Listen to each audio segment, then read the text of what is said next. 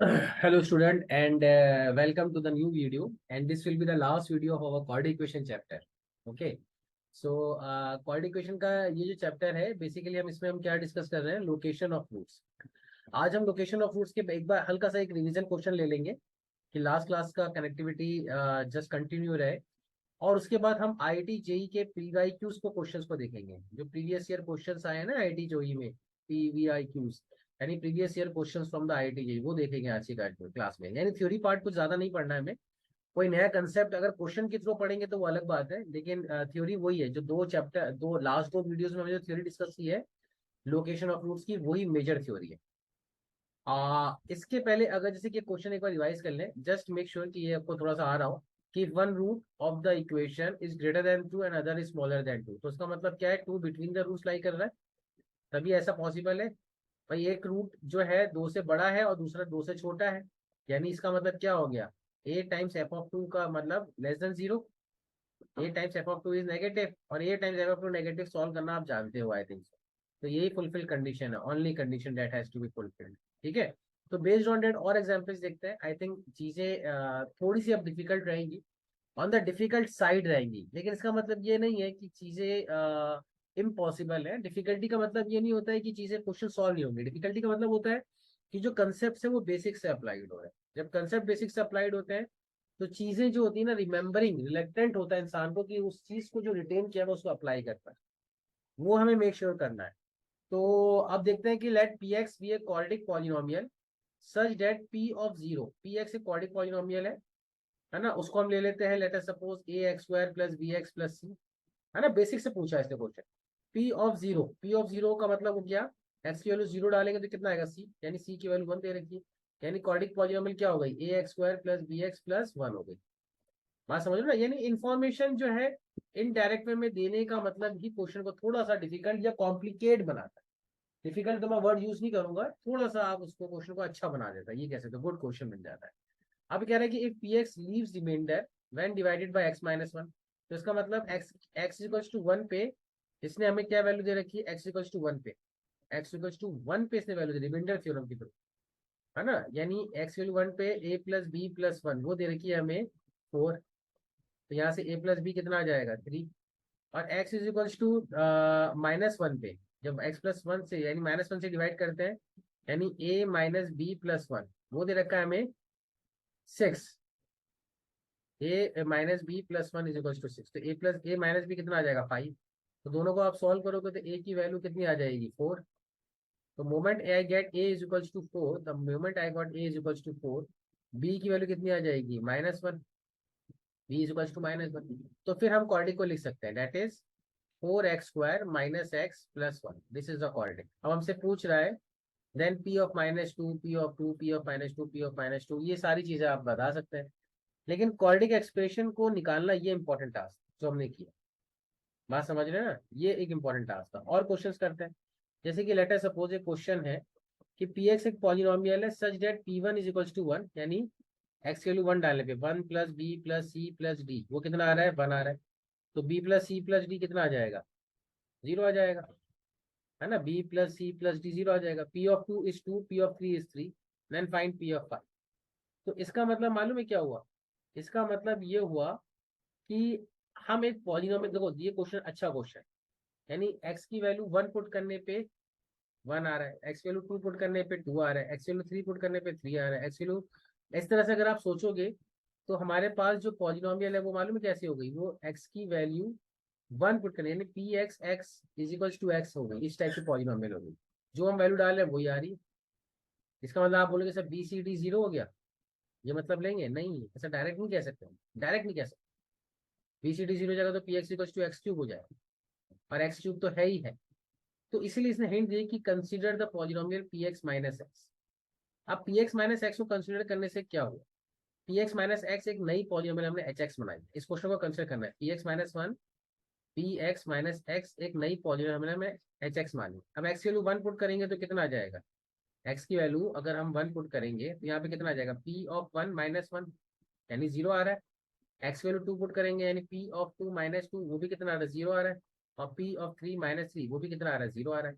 यानी x is equals to 1, x is equals to 2 और x equals to 3, इन तीनों values पे एच एक्स की वैल्यू कितनी आ रही है? 0 आ रही है।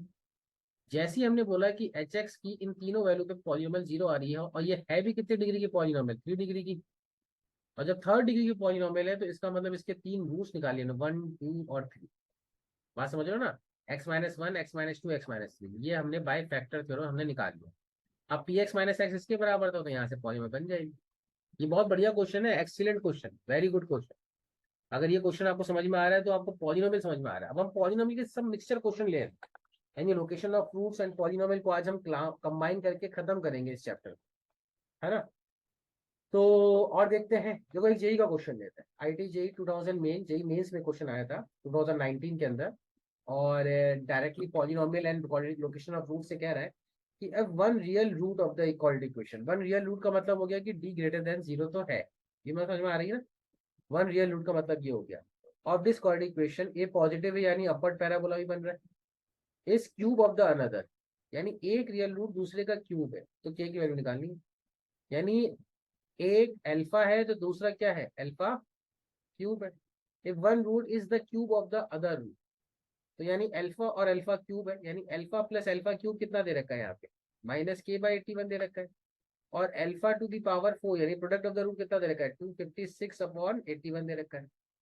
तो यहाँ से अल्फा की वैल्यू, यानी फोर्थ रूट लोगे तो कितना आ जाएगा? आई थिंक 4 आ जाएगा, और यहाँ पे 3 आ जाएगा, यानी अल्फा की वैल्यू 4/3 दे रखी है।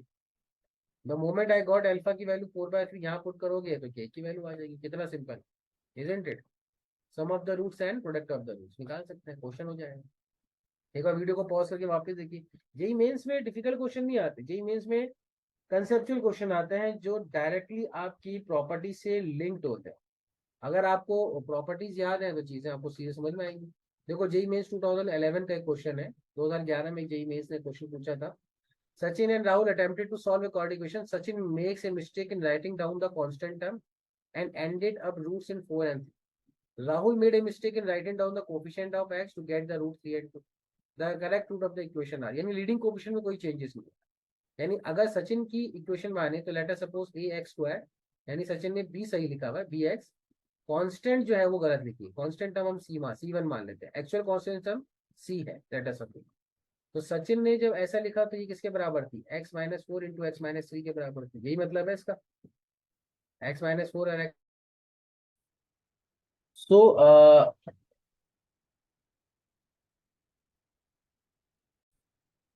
ठीक है, तो इसमें देखिए वापस से एक बार देख लेते हैं, जस्ट एक बार मेक श्योर कर लेते हैं कि क्वेश्चन हमें समझ में आ जाए अच्छे से।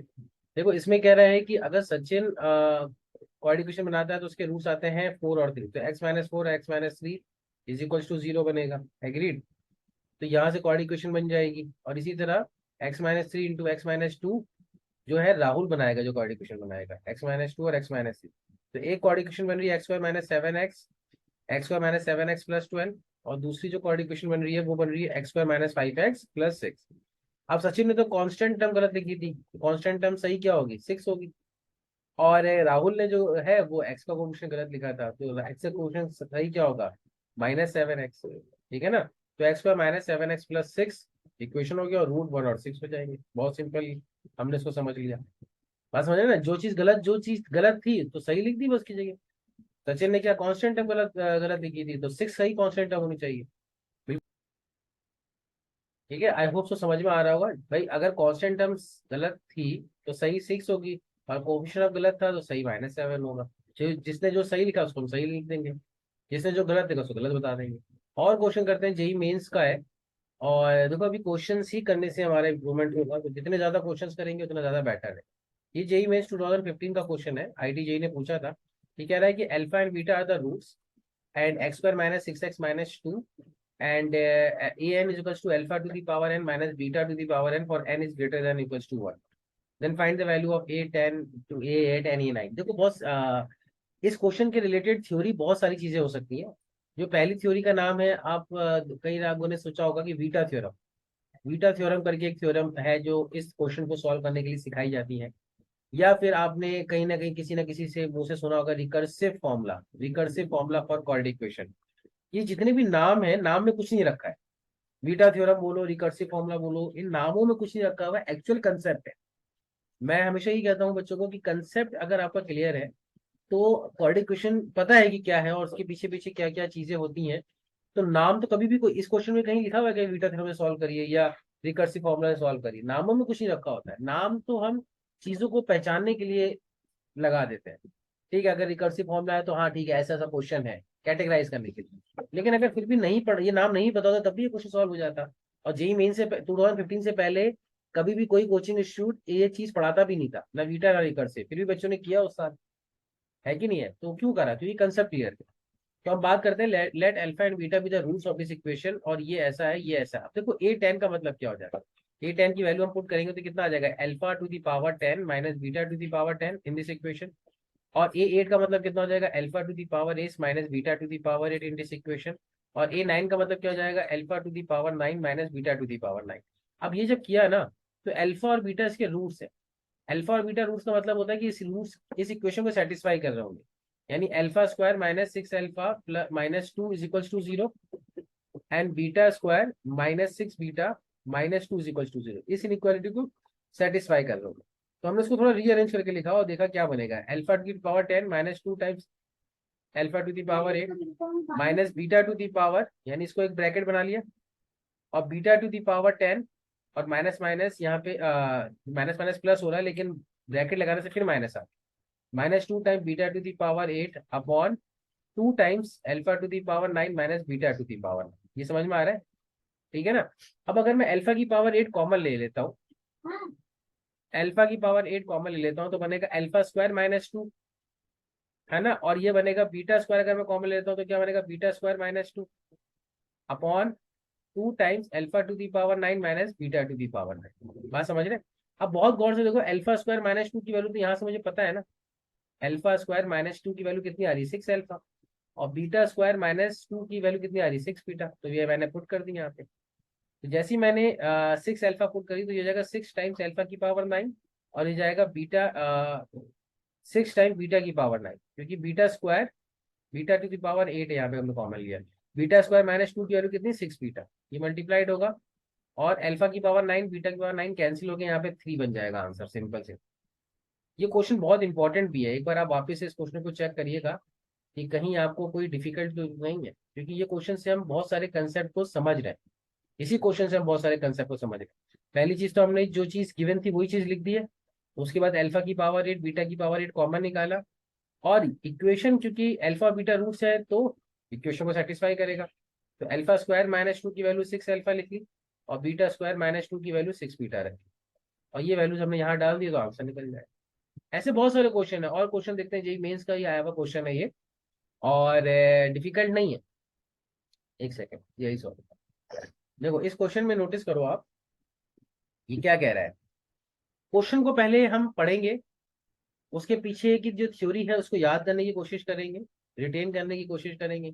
अगर थ्योरी हमें याद आ जाती है और हम समझते हैं कि हमसे हो सकता है क्वेश्चन, तो हम इसको पे अटेम्प्ट करने की कोशिश करें।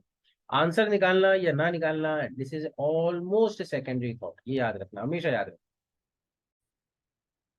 तो क्वेश्चन क्या कह रहा है कि अल्फा बीटा इस क्यूबिक इक्वेशन के रूट है, और alpha plus beta minus gamma, और ये ऐसा ऐसा ऐसा ऐसा। अब यहाँ से ये समझ में आ रहा है कि alpha plus beta plus gamma क्या होगा, 0 होगा, क्योंकि लीडिंग कोफिशिएंट के बाद जो कोफिशिएंट है वो 0 है, यानी सम ऑफ द रूट्स जिससे डिसाइड होता है वो कोफिशिएंट यहाँ पे 0 है। तो alpha plus beta plus gamma कितना होगा, 0। तो अगर आप बोलोगे सर अल्फा प्लस बीटा की वैल्यू कितनी आ जाएगी, यानी अगर आपसे कोई पूछे कि सर अल्फा प्लस बीटा की वैल्यू यहाँ से कितनी आ जाएगी इस इक्वेशन से, तो वो आ जाएगी minus gamma. Beta plus gamma की वैल्यू कितनी आ जाएगी, वो आ जाएगी माइनस अल्फा। और अल्फा प्लस गामा की वैल्यू कितनी आ जाएगी, वो आ जाएगी माइनस बीटा।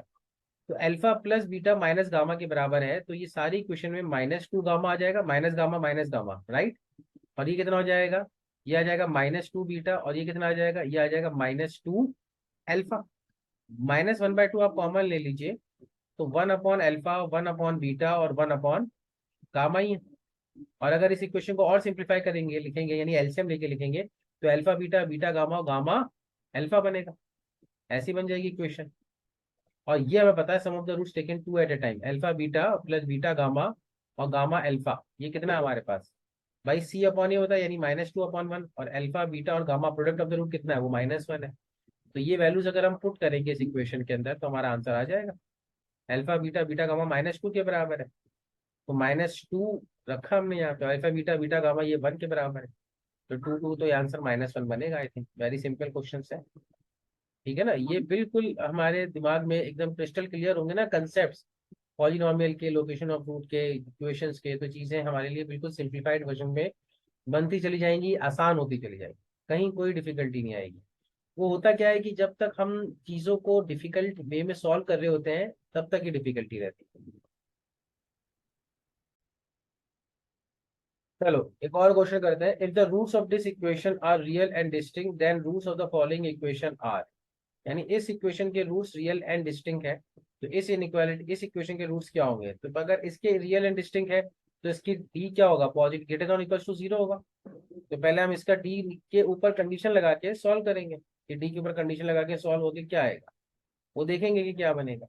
तो डी के ऊपर अगर हम सॉल्व लगाते हैं, इसको कॉल करते हैं, तो कितना आता है, -2c का whole square -4 times A B must be greater than और इक्वल्स टू 0। तो ये कितना हो जाएगा, 4c², तो 4 का मान बाहर ले लेते हैं, -ab इज ग्रेटर और इक्वल्स टू 0, तो यानी c² मतलब ए बी से बड़ा होना चाहिए, यही मतलब है। अब इसके रूट्स को देख लेते हैं, ये जो इसके रूट्स क्या होंगे, तो यहाँ पे भी इसका डी चेक करेंगे, -2 टाइम्स a प्लस बी का होल स्क्वायर, ठीक है ना, ये बी स्क्वायर हो गया, और -4 टाइम्स ए सी, ए तो 1 है, तो a² plus b² plus 2c², इसके डी क्यू चेक करेंगे, तो -2 का स्क्वायर और ये 4, ये कॉमन निकल आएगा, 15 बचेगा a² plus b² plus 2ab, और ये बचेगा -a² माइनस b² और -2c², राइट। तो a² b² कैंसिल हो जाएगा, और 2 भी कॉमन निकल आएगा, तो ये बचेगा ए बी माइनस c²। तो ए बी माइनस c² क्या है, लेस देन 0, यहाँ से इधर से जो अर्लियर इक्वेशन आई, तो ये भी क्या होगा, लेस देन 0 होगा, तो रूट्स क्या होंगे, नॉन रियल हो जाएगी, है ना। चीजें मतलब कितनी सिंपल है, अगर आपको चीजें आती हैं तो हम आसानी से हम कह सकते हैं कि कितनी इजी वे में सॉल्व हो रही, कितना आसानी से सॉल्व हो सकता है। और क्वेश्चन करते हैं, फाइंड के such that it becomes a complete square. Complete square का मतलब हो गया, यानी ये एक्सप्रेशन कंप्लीट स्क्वायर का मतलब हो गया इसके डी इक्वल्स टू 0, यानी कोई quadratic equation x minus alpha का होल स्क्वायर बन जाए तो इक्वल्स टू 0 ही बनता है, x minus alpha into x minus alpha, यानी इक्वल रूट्स बन जाते हैं। यानी इनडायरेक्टली हमें क्या करना है, डी को 0 के इक्वल करना है, जैसे ही डी को इक्वल 0 करोगे तो k की वैल्यू आ जाएगी। डायरेक्ट एंड सिंपल क्वेश्चन है, ज्यादा डिफिकल्टी नहीं है। अगर आप चीजों को वैसे ही देखोगे जैसे क्वेश्चन है तो ये चीजें ज्यादा डिफिकल्ट नहीं, डी ग्रेटर देन 0 आ जाएगा। और क्वेश्चन करते हैं, देखो कुछ जेई के क्वेश्चन लेते हैं, तो इस क्वेश्चन के बारे में हम देखते हैं। तो ये क्वेश्चन कह रहा है कि let A and B belongs to a real number, A 0 नहीं है, सच दैट इस इक्वेशन के रिपीटेड रूट अल्फा है। रिपीटेड रूट का मतलब हो गया इसका डी इक्वल्स टू 0 हो गया। जेई जेई मेंस 2020 का है, जिस ईयर लॉकडाउन लगा था उस दिन उस ईयर का क्वेश्चन है ये, ठीक है ना। तो let A and B comma belongs to real number and A is not equals to 0 such that इस इक्वेशन के रूट्स क्या है, रिपीटेड रूट्स है, तो डी इक्वल्स टू 0 होगा, डी इक्वल्स टू 0 होगा, बात समझ रहे हैं आप। और दूसरा क्या बनेगा, एक second, let A comma B belongs to, देखो ए एक्स स्क्वायर, अच्छा बता दो, A X square minus 2bx plus 5 is equals to 0, ठीक है। तो रिपीटेड रूट का मतलब हो गया कि d इक्वल्स टू 0 होना चाहिए, यानी -2b² -4 × a + 5, ये मस्ट बी इक्वल्स टू 0 है, इज इक्वल्स टू 0, यानी 4b² -20a is equals to 0 आएगा। d इक्वल्स टू का 0 का मतलब ये हो गया, रिपीटेड रूट्स का मतलब ये हो गया, तो ये कितना हो जाएगा, b² -5a is equals to 0, यानी b² की वैल्यू कितनी आ जाएगी, 5a, b² की वैल्यू कितनी आ जाएगी, 5, ये रिपीटेड रूट का कंडीशन है ना, which is also the root. अब अल्फा जो है ना इसका भी रूट है, अल्फा जो है इस इक्वेशन का भी रूट है, यानी कॉमन रूट का क्वेश्चन हो गया, दोनों का कॉमन रूट का क्वेश्चन हो गया, बात समझ रहे हैं ना, यानी alpha is the root of this equation also, alpha is the root of this equation also, यानी b² की वैल्यू 5 है तो होगी होगी, और अगर हम अल्फा की वैल्यू यहाँ पे पुट कर दें, अल्फा की वैल्यू दोनों इक्वेशन में पुट करके अल्फा कॉमन रूट ही निकाल दे तो आंसर निकल भी जाएगा, ठीक है ना, तो आंसर निकल भी जाएगा। तो सॉल्व करने की कोशिश करते हैं इसको। ठीक है, तो अब यहाँ पे हम कहते हैं कि इसके अंदर X square minus 2bx minus 10 is equal to 0 है ना, तो अल्फा जो है इसका भी रूट है दूसरा। तो sum of the product of the root कितना हो जाएगा, alpha plus beta is equal to, इससे अल्फा प्लस बीटा, इससे क्या आएगा 2b, और प्रोडक्ट ऑफ द रूट कितना हो जाएगा, alpha beta is equal to minus, alpha beta कितना आ जाएगा, -10। बात समझ रहे हो, अल्फा प्लस बीटा 2b की वैल्यू आ रही है और अल्फा बीटा -10 आ रहा है। ठीक है, अब यहां से हमें सॉल्व करना है इक्वेशंस को, यानी अल्फा तो हमें पता ही है, अल्फा यानी अगर आप देखोगे B square is equal to 5 पे आ रहा है। अब यहाँ से हमें इक्वेशन सॉल्व करना है कि बीटा इसका दूसरा रूट है, यानी बीटा स्क्वायर -2b बीटा जो भी है इसका। ठीक है, तो अब यहाँ से हमने बीटा को जो अभी पहली इक्वेशन जो थी ना, यानी यहाँ से आप नोटिस करोगे तो अल्फा इंटू अल्फा का प्रोडक्ट वो कितना हो जाएगा, 5/a, है ना। और अल्फा प्लस अल्फा का जो प्रोडक्ट है, अल्फा प्लस अल्फा, इस इक्वेशन से सम ऑफ द रूट्स वो कितना आ जाएगा, 2b/a आ जाएगा। बात समझ रहे हैं, तो यहाँ से अल्फा की वैल्यू b/a आ जाएगी, कितनी आ जाएगी, b/, और अल्फा इस इक्वेशन का भी रूट है, तो यहाँ पे हमने b/a इस इक्वेशन में पुट करेंगे, b/a -2b/b/a plus -10 is equal to 0। ये हमने क्यों पुट किया, हमने इसलिए पुट किया क्योंकि अल्फा की वैल्यू आ रही b/a, वो कैसे निकाली, sum of the roots taken 2b/a -b/a से, तो हमने अल्फा की वैल्यू b/a रखी, और अल्फा की वैल्यू b/a वो हमारी सेकंड इक्वेशन का रूट है, वो हमने पुट किया। और बी स्क्वायर की वैल्यू 5 है, हमने पहले निकाल रखी है d इक्वल टू 0 से, ठीक है ना। तो बी स्क्वायर की वैल्यू यहाँ पे 5 पे पुट करोगे तो आई थिंक ये क्वाड्रेटिक इक्वेशन बन जाएगी एक, ठीक है ना, बहुत आसानी से सॉल्व हो जाएगा। जैसी ए की वैल्यू आएगी बी की निकल जाएगी, ए की वैल्यू आने का बी स्क्वायर निकल जाएगा, ए और बी निकल गया तो क्वाड्रेटिक इक्वेशन निकल जाएगी। फिर आप निकाल सकते हो alpha square plus beta square is nothing but alpha plus beta का होल स्क्वायर -2 अल्फा बीटा, ठीक है ना। फिर ये एक अलग क्वेश्चन बन जाएगा, ये इजीली सॉल्व हो जाएगा आई थिंक सो, मेरे ख्याल से इसमें डिफिकल्टी नहीं आनी चाहिए।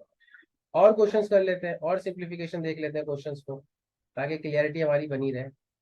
या फिर चलो ये क्वेश्चन करके फिर हम नेक्स्ट क्वेश्चन नेक्स्ट क्लास में लेंगे। X square plus B X plus 1 X to the power 4 this have one root in common, इन दोनों इक्वेशन में एक रूट कॉमन, सिंगल रूट। अब ये भी कॉमन रूट का क्वेश्चन हो, अगर आप इसको गौर से देखोगे ना इस इक्वेशन के अंदर, तो हमने अल्फा डाल के इक्वेशन को क्या करा है, अल्फा स्क्वायर से मल्टीप्लाई करके सब्ट्रैक्ट कर दिया।